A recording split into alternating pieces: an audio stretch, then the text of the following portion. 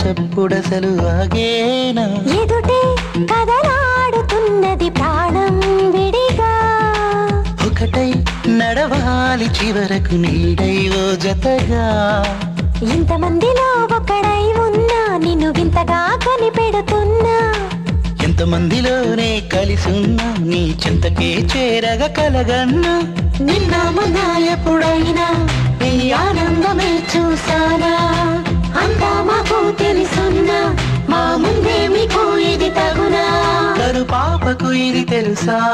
నీ శ్వాసకు ఇది తెలుసా